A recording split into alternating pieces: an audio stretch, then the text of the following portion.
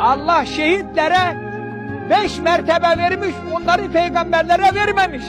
Sen ne istiyorsun? O mertebeyi Allah peygamberlere vermemiş, şehitlere vermiş. Bir, peygamberlere öldü denilir, şehitlere öldü denilmez. Senin oğluna öldü denilmez. Bacım sen ne istiyorsun? 2, peygamberler yıkanır, kefenlenir. Şehitler yıkanmaz, kefenlenmez. 3, peygamberlerin ruhlarını melekül mevt alır, ölüm meleği. Şehitlerin ruhu Allah alır. Allah diyor ki siz yıkamayın şehitleri. Benim meleklerim yıkar. Cennetten ona ipekler gönderiyorum, size ihtiyaç yok. Yani o zaman anladılar ki şehitliğin ne kadar bir şeref olduğunu. Cenab-ı Allah bizlere de aile efradımıza da şehitlik nasip etsin.